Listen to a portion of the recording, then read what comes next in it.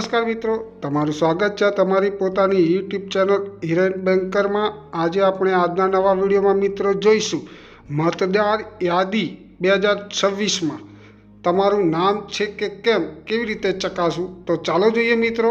એની website છે મિત્રો ceo.gujarat.gov.in પર તમે ચકાસી શકો છો, તથા એનું વોટર પોર્ટલ છે મિત્રો voter.eci.gov.in એન્ડ ECINET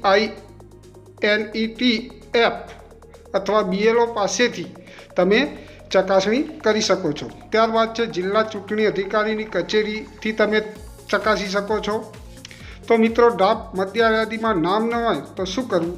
તો મિત્રો ચૂંટણી અધિકારીના જણાવ્યા પ્રમાણે મુસદ્દા મતદાર યાદીમાં ન હોય તો મતદાર યાદીમાં નામ દાખલ કરવા માટે ફોર્મ નંબર 6 ભરીને તેની સાથે ડિક્લેરેશન રજૂ કરીને તથા જરૂરી આધાર પુરાવાના દસ્તાવેજ સામેલ રાખીને ઓનલાઈન અથવા ઓફલાઈન અરજી કરી શકો છો મિત્રો।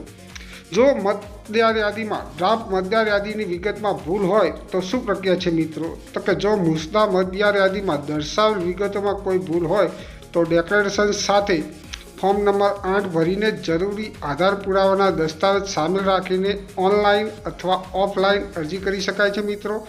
મુસદ્દા મતદાર યાદીમાં કોઈપણ પ્રકારનો વાંધો રજૂ કરવા માટે ફોર્મ નંબર 7 ભરીને અરજી કરી શકાય છે મિત્રો। ત્યારબાદ છે મિત્રો 18 વર્ષ પૂરા થતા હોય તેમણે ફોર્મ નંબર 6 ભરવું પડશે। 1/1/2026ની લાયકાતની તારીખે 18 વર્ષ પૂરા કરનાર યુવાનો ફોર્મ નંબર 6 ભરીને તેઓનું નામ આખરી મતદાર યાદી કે જે તારીખ 17/2/2026ના રોજ પ્રસિદ્ધ થવાની છે તેમાં દાખલ કરાવી શકે છે મિત્રો। જો તમને આ મારો વિડીયો ગમ્યો હોય તો બાજુમાં આપેલ બેલ આઇકન બટન દબાવીને ચેનલને જરૂરથી સબસ્ક્રાઈબ કરવા વિનંતી, જેથી કરીને હું કોઈ નવા વિડીયોના અપડેટ કરું તો સૌપ્રથમ તમને તમારા મોબાઈલમાં એના નોટિફિકેશન મળી રહે। આભાર મિત્રો, તમારો દિવસ શુભ રહે। Thank you.